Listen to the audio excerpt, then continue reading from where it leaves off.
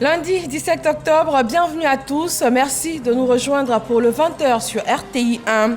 Le Premier ministre Patrick Kachi a eu des séances de travail avec le président du groupe de la Banque mondiale et le directeur général du Fonds monétaire international FMI. Les deux institutions affirment leur volonté de renforcer la coopération avec la Côte d'Ivoire. Dans le centre du pays, à Kokumbo, le commandant supérieur de la gendarmerie nationale a invité les populations à tourner le dos à la violence. Une rencontre de sensibilisation suite aux récents affrontements qui ont fait 5 morts et 22 blessés. À Yamoussoukro, 3 projets majeurs permettent à la jeunesse de réaliser ses vœux d'autonomisation. Le projet Emploi Jeune, le C2D et le projet BioYam pour la transformation des déchets. Nous verrons dans le dossier de ce soir l'impact sur la vie de cette jeunesse qui demande à s'insérer. Et puis du football au menu, Karim Benzema du Real de Madrid qui succède à Lionel Messi. Il vient d'être sacré Ballon d'Or 2022. Bonsoir à tous. C'est la fin des assemblées annuelles des institutions de Bretton Woods. En marge des travaux, le Premier ministre ivoirien a une rencontre avec le président du groupe de la Banque mondiale et avec le directeur général du Fonds monétaire international. Le point de nos envoyés spéciaux Adama Koné et Kiri Adama. Point culminant de la mission de la délégation ivoirienne aux assemblées annuelles du groupe de la Banque mondiale et du Fonds monétaire international, la rencontre entre le président du groupe de la Banque mondiale, David Malpass, et le Premier ministre Patrick Kachi. Le président de la République, son Excellence M. Alassane Ouattara, nous a instruit moi-même ainsi que les ministres qui sont avec moi, Madame le ministre du Plan, Monsieur le ministre des Finances, Monsieur le ministre du Budget, son conseiller spécial, de nous rendre donc aux assemblées annuelles de la Banque mondiale et du Fonds afin d'échanger avec eux sur le contexte mondial que traversent la plupart des pays, caractérisé par des chocs externes extrêmement importants, mais également dans notre cas particulier de la situation du terrorisme qui sévit dans la sous-région, pour voir dans quelle mesure les actions qu'entreprenne la Côte d'Ivoire aujourd'hui pour faire face à ces différents défis qui doivent permettre de maintenir le pouvoir d'achat des populations, qui doivent permettre de lutter contre la pauvreté,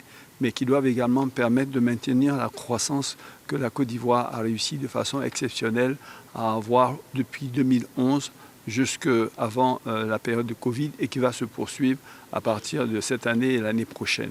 Un autre pic du séjour du Premier ministre, l'ouverture des portes de la Direction générale du Fonds monétaire international ce dimanche. Le pays reste actif à Washington pour donner un coup d'accélérateur à ces grands chantiers de développement. Le pays a une place de stabilité parce que les politiques sont résilients et les décisions sont très effectives. Nous sommes préparés d'organiser un programme de support pour le pays et pour les réformes qui sont nécessaires. Côte d'Ivoire est un pays jeune et un environnement d'investissement qui est favorable. Nous continuerons de travailler ensemble pour le peuple de Côte d'Ivoire. Les assemblées annuelles, c'est terminé pour cette année. Le Premier ministre peut alors dresser le bilan de la mission. Je crois que les échanges ont été extrêmement fructueux, extrêmement francs, et nous avons bénéficié bien sûr de leurs relations extrêmement proches avec le président de la République. Cela nous a énormément facilité la tâche. On peut dire pour nous, pour l'heure, que la moisson a été bonne. Maintenant, le contexte mondial est difficile.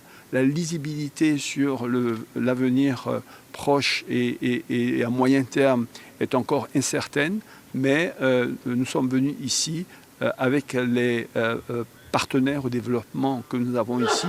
Nous sommes venus construire ensemble les mécanismes qui devraient être mis en place pour nous permettre d'être plus résilients, de soutenir véritablement nos populations et de continuer cette croissance qui est si importante pour maintenir la création d'emplois dont nos jeunes ont besoin. Le directeur général du Fonds monétaire, elle a donc bien voulu accepter l'invitation de son Excellence le Président de la République pour se rendre dès le début de l'année prochaine à Abidjan. Et je crois qu'à cette occasion, les discussions se poursuivront avec le chef de l'État lui-même. Au dit du vice-président Ousmane Diagana, c'est un honneur pour la Côte d'Ivoire. Seul pays à avoir obtenu des rendez-vous avec 2 vice-présidents et le président du groupe de la Banque mondiale. Pour le Premier ministre Patrick Achi, c'est tout simplement mission accomplie. Et la Côte d'Ivoire qui veut répondre plus efficacement aux nouvelles exigences du commerce international pour arriver à surmonter les contraintes du marché mondial, le ministère du Commerce a signé une convention avec un groupe international expert en assurance crédit. Il a désormais la charge d'appuyer les entreprises ivoiriennes dans la conquête de marchés hors des frontières nationales. Jean-Luc Bangbo. C'est une convention qui contribuera sans aucun doute à une mise en œuvre efficiente de la stratégie nationale d'exportation SNE.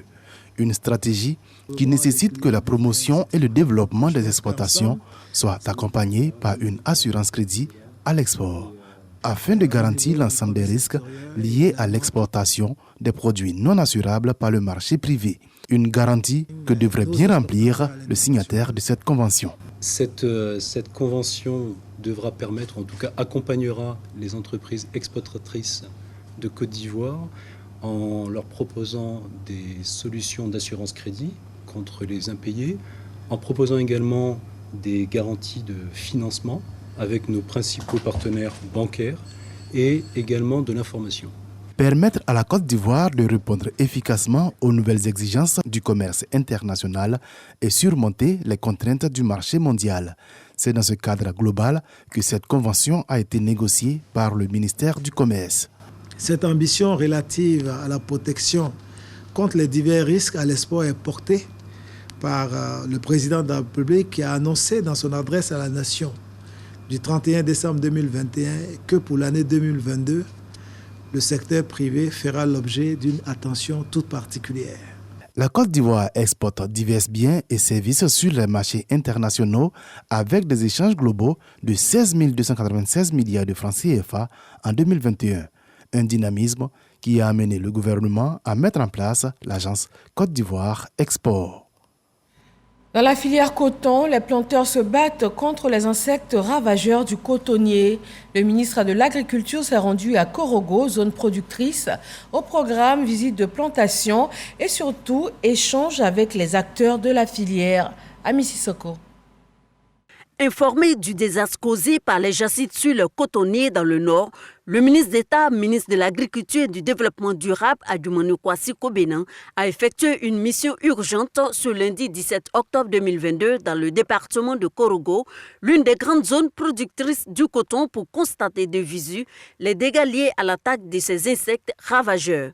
Il a également échangé avec les acteurs de la filière coton de la région du Poro. Ces insectes provoquent l'assèchement des cotonniers. Ils s'attaquent également aux cultures vivrières. Nous avons même estimé à 30%, mais on se rend compte que la perte va être au-delà des 30%. Il y a eu donc cette catastrophe que les plantations ont été abandonnées. Si c'était seulement sur le coton, peut-être on avait dit que nous, on peut s'entretenir un peu. Mais ça a pris tous les vivriers. Depuis le mois de juin dernier, le bassin cotonnier comprenant les régions de Bagoué, Poro, Tchologo, Béré, Gbeke, Kabadougou et Bafing subit des attaques de jacides. Cette situation fait peser de graves menaces sur la production cotonnière de cette année et sur les revenus des acteurs de la chaîne de valeur. Aujourd'hui, on doit constater que cette estimation est en deçà de la réalité de terrain. Au jour d'aujourd'hui, nous avons demandé à chaque société cotonnière de nous faire le point donc, des dégâts dans sa sphère de compétences. Les sociétés cotonnières sont donc au travail. Dans l'immédiat, les producteurs demandent aux autorités une aide pour rembourser les crédits de la campagne 2022-2023 et surtout pour subvenir à leurs besoins. c'est vraiment une catastrophe pour nous. On interpelle le gouvernement, bien vrai, toutes ces années, il nous a aidés, c'est une honte. Mais la main qui est coupée ne peut pas se cacher. Donc on est obligé d'aller vers lui en sachant que c'est lui qui peut nous sauver. Face à la détresse des 105 000 producteurs de coton que compte le pays, le ministre d'État Adjumani Kwasi Kobena a promis rendre compte fidèlement au chef de l'État Alassane Ouattara en vue des solutions idoines. Quand l'or blanc est attaqué, ce sont les populations qui s'en trouveront lésées. Donc le président, le premier ministre, nous ont demandé de venir soutenir donc ces populations en détresse. Leur apporter d'abord le réconfort moral, évaluer les dégâts qui ont été perpétrés dans leurs plantations et après prendre des décisions idoines de nature à soutenir donc les populations. Mais ce n'est pas seulement la Côte d'Ivoire qui est attaquée. Il y a les pays qui nous environnent, le Burkina, le Sénégal, le Mali, le Bénin, le Togo. Tous ces pays-là ont été attaqués. La Côte d'Ivoire est le 3e pays africain producteur de coton après le Mali et le Bénin avec plus de 539 000 tonnes. Cette année, l'État a subventionné à hauteur de 29 milliards de francs CFA les intrants, notamment l'engrais, en vue de l'amélioration de la production à 580 000 tonnes. Mais les jacides sur la filière coton viennent anéantir l'objectif. Le mercredi 12 octobre dernier, la localité de Kokumbo, dans le centre de la Côte d'Ivoire, a été secouée par des affrontements entre le groupement spécial de lutte contre l'orpaillage illégal et des orpailleurs armés. Bilan, 5 morts et au moins 22 blessés. Le ministre d'État, ministre de la Défense, a dépêché sur place le commandant supérieur de la gendarmerie nationale. Il a échangé avec ces populations et les a invités à tourner le dos à la violence. Kader Sogodogo. 5 morts, 22 blessés, dont 6 gendarmes et 4 agents des eaux et forêts. C'est le bilan des affrontements entre forces de défense et de sécurité et orpailleurs clandestins, soutenus par une frange de la population à Kokumbo, dans la région du Bélier. Le groupement spécial de lutte contre l'orpaillage illégal, en mission de démantèlement, allait être pris à partie. La suite, on la connaît. Le ministre d'État, ministre de la Défense, Téné Birahima Ouattara, qui accorde un point d'honneur à la paix et à la cohésion entre forces de l'ordre et population civile, a dépêché le commandant supérieur de la gendarmerie nationale sur les lieux. Le général de corps d'armée Alexandre Apalo Touré y va avec de la méthode. Chez nous, quand quelqu'un pleure, on l'aide à pleurer, mais on n'en rajoute pas. Je vous adresse donc dans un premier temps toutes mes condoléances au nom du ministre d'État, ministre de la Défense, mon chef hiérarchique. L'orpaillage illégal, un drame pour nos régions.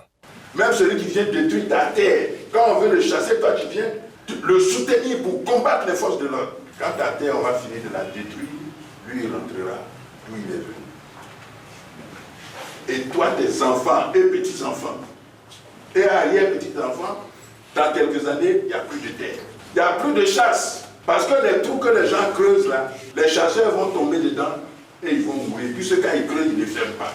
Les eaux sont gâtées partout dans le pays. Parfois, ils utilisent du poison. Nous, quand on était petits, dans les champs là, c'est l'eau de rivière, tu prends ton bidon, machin. Mais maintenant, là, si tu continues de faire ça, tu vas mourir. Parce que toutes les eaux sont gâtées. Quand vous faites ça, il faut participer à la destruction de l'avenir de vos enfants. Les populations de Kokumbo, sensibles à la démarche du ministre d'État, ministre de la Défense, ont pris l'engagement de bannir l'orpaillage illégal. Elles ont émis des vœux, notamment l'ouverture d'une brigade de gendarmerie. Un bâtiment offert par le conseil régional du Bélier a été visité. Avant de quitter Kokumbo, le général de corps d'armée, Alexandre Apalo Touré, a rendu visite à la Reine-Mère. Le régime social des travailleurs indépendants a été expliqué et présenté aux artisans de la commune de Bangerville. Le ministre de l'Emploi et de la Protection sociale leur a détaillé les avantages de ce régime. Frédéric Oulaï et Sidonie Davila. Orphelinat de Bingerville, les artisans ont répondu massivement à l'appel du ministre de l'Emploi et de la Protection sociale. Ces travailleurs indépendants constituent 90% du tissu économique, mais demeurent encore dans l'informel. Face à ces derniers, le ministre Adama Kamara explique les dispositions de la protection sociale. Dans ce régime social des travailleurs indépendants, vous avez les deux types de régimes. Vous avez le régime de base et vous avez le régime complémentaire. Le montant minimum pour pouvoir adhérer, c'est 30 000 francs. Le montant minimum pour pouvoir avoir le régime de base, c'est entre 30 000 et 180 000 francs. Au-delà de 180 000 francs, le surplus, vous rentrez dans le régime complémentaire. Mais la couverture maladie universelle est la réponse structurelle comme le régime social des travailleurs indépendants, comme la retraite complémentaire par capitalisation pour les fonctionnaires et agents de l'État est pour régler les problèmes sociaux des travailleurs. La mise en œuvre du régime social des travailleurs indépendants confère désormais des droits et avantages aux artisans. Au nombre des actions de solidarité du gouvernement, la couverture maladie universelle, CEMU, qui assure une prise en charge aux malades et un accès aux soins. Nous avons donc fait la démarche auprès de la CNPS pour qu'on puisse mettre en place un régime spécial adapté à nos secteurs. Ces choses faites aujourd'hui, ça vient combler un vide. Cette rencontre sous fond de sensibilisation est l'opportunité pour le ministre de l'Emploi et de la Protection sociale de lancer la ronde sociale, laquelle ronde entend faire la promotion des acquis en Côte d'Ivoire. Selon le ministre Adama Kamara, l'assurance maladie universelle est le fruit de la croissance des actions gouvernementales. À ce jour, plus de 3 millions de personnes sont enrôlées. Nous quittons Bingerville pour le district autonome de Yamoussoukro. Des projets y sont initiés au profit principalement de la jeunesse. Ils sont des milliers à bénéficier du PGDEC, du C2D ou encore de BioYam, un projet de transformation pour les déchets en compost. Nous vous proposons pour le dossier de ce 20h d'aller à la rencontre de cette jeunesse qui s'auto-emploie et qui arrive à tirer son épingle du jeu. Eugène Atoubé. Elle avait rêvé d'une carrière de docteur vétérinaire après son bac à série D obtenu à Bouaké. Aujourd'hui, Huguette Moklo est propriétaire d'une pâtisserie installée au quartier Cocrénou. Autour d'elle, 5 employés qu'elle a formés et qui font tourner l'entreprise qu'elle dirige. Je suis installée à mon propre compte, je suis autonome, j'arrive à me prendre en charge moi-même. Et aujourd'hui, grâce au projet PGD, je peux dire que tout va bien. L'entreprise est petite. Les équipements même ne répondent plus aux commandes.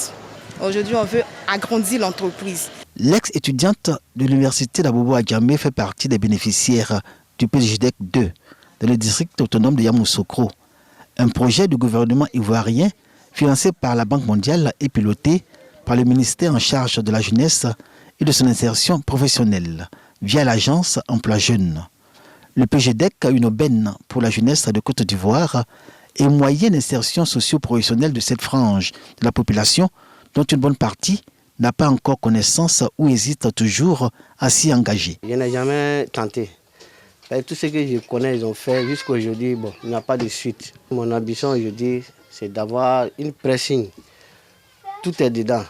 Voilà. S'il y a eu aussi des soutiens aussi, ça peut m'arranger. C'est vrai, j'ai d'abord vu certaines personnes pour pouvoir me financer, mais qui n'ont pas voulu, et j'ai essayé de demander des informations concernant les banques pour pouvoir prendre un prêt, mais vu les conditions et tout ça, donc vraiment c'était difficile. Franchement, je ne savais pas qu'il y avait la structure Emploi Jeunes qui pouvait financer un tel projet.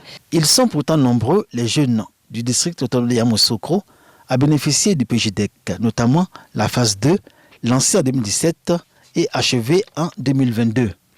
Plus d'1,327 milliard de francs CFA au total ont été mobilisés pour financer 1320 jeunes. Au nombre de ceux-ci, ce jeune homme au quartier 227 qui a souhaité ne pas montrer son visage pour des raisons qui lui sont propres. Nous l'appellerons Chico. Grâce à un financement de 500 000 francs CFA obtenu du PGDEC 2, il a ouvert un petit cybercafé qu'il a pu agrandir au fil du temps. jusqu'à ouvrir simultanément, grâce à sa bonne gestion de son entreprise, une cave et un commerce d'attiqués poissons, connu sous le nom de Gabadrom. Par la diversification de ses activités, Chico apparaît comme un modèle de réussite. Aujourd'hui, je peux dire le coin de Gaba est mon pilier. Pendant la rentrée scolaire, j'ai d'autres coins pour vendre des œufs. Et aussi, cette année, j'envisage de faire d'autres projets. Aujourd'hui, d'autres jeunes dans le district autonome de Yamoussoukro seront bénéficiaires de financement dans le cadre du C2D, toujours dans la droite ligne de la politique d'autonomisation de la jeunesse de Yamoussoukro, selon la vision du ministre-gouverneur Augustin Thiam. Ce projet met à disposition des jeunes, filles comme garçons du district autonome de Yamoussoukro, 720 millions de francs CFA pour financer 1240 personnes. Déjà sélectionnés, ces futurs bénéficiaires ont déjà suivi une formation sur mesure portant sur l'entrepreneuriat.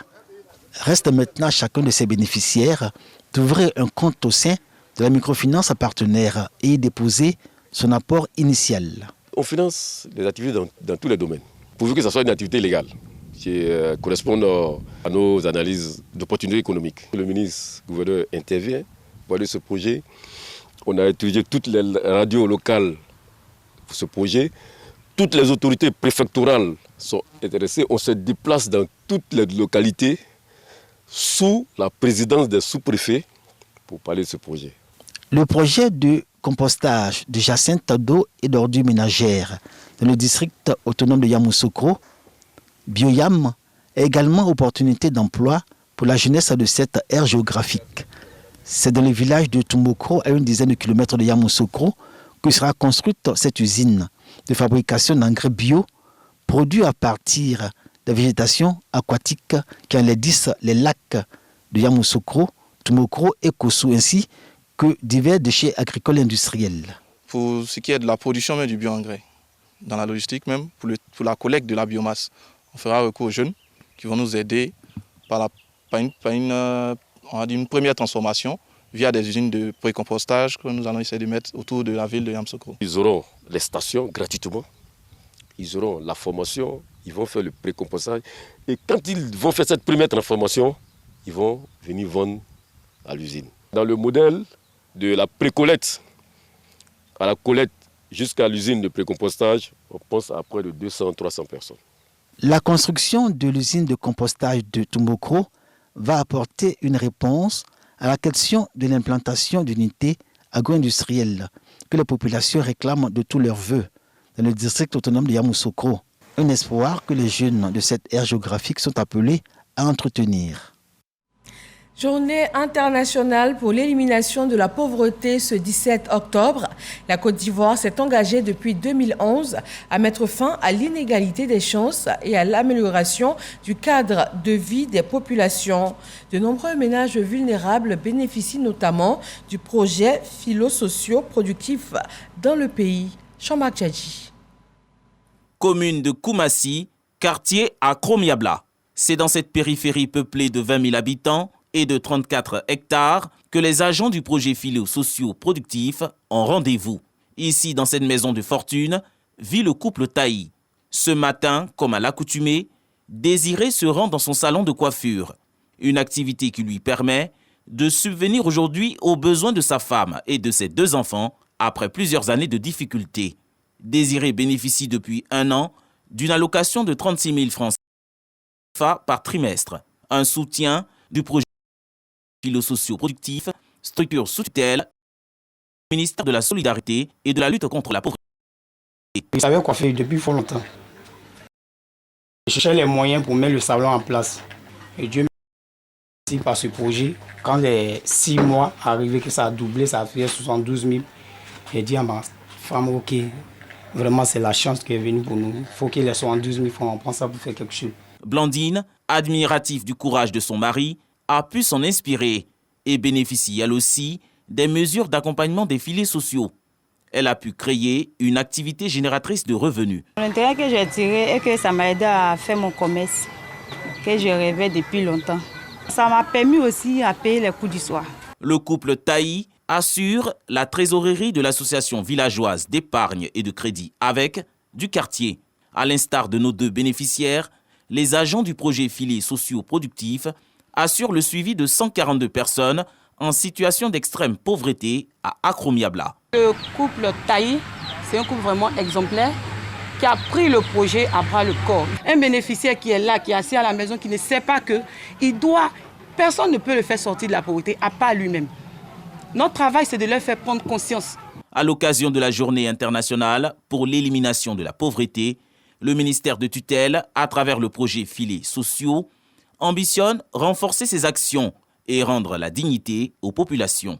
À ce jour, ce sont 69 milliards de francs CFA qui ont été redistribués par le gouvernement par transfert d'argent à 227 000 ménages vulnérables dans les 31 régions de Côte d'Ivoire. Le ministère de la Solidarité et de la lutte contre la pauvreté s'inscrit dans une démarche transversale qui sensibilise bien les communautés sur l'opportunité qu'elles ont de bénéficier, en plus des transferts monétaires, des programmes tels que ceux de l'électricité pour tous, la latrinisation des écoles, le régime d'assistance médicale de la couverture maladie universelle. Cette année marque le 35e anniversaire de la Journée mondiale contre l'extrême pauvreté et le 30e anniversaire de la Journée internationale pour l'élimination de la pauvreté.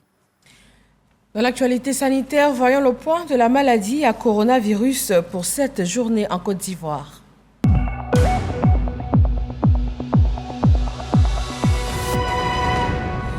Le ministère de la Santé enregistre aujourd'hui, lundi 17 octobre, 4 nouveaux cas de Covid-19 sur 228 échantillons prélevés, 31 guéris et 0 décès. 20 476 755 doses de vaccins ont pu être administrées du 1er mars 2021 au 16 octobre 2022. Le ministère de la Santé rappelle que la vaccination contre la Covid-19 reste gratuite et volontaire. En politique, le mouvement Action 2020 a installé sa coordination de Paris et banlieue. Voyons cela avec Astou Touré. Le mouvement politique proche du RHDP, Action 2020, installe la coordination de Paris et banlieue. La coordination ainsi investie, occasion pour le président du mouvement national Action 2020 de réitérer son soutien au président de la République Alassane Ouattara. Mobilisé et engagé à défendre les couleurs du RHDP, pour Kader Fofana, l'heure de la mobilisation a sonné. Nous sommes ici à Paris parce que nous avons estimé qu'il était important que nous puissions élargir notre organisation. Mais avec les instructions de notre parti, il a été demandé à nos différents coordinateurs de se mettre à la disposition du secrétariat national en charge de la diaspora et des responsables politiques. Chers camarades, vous êtes en mission.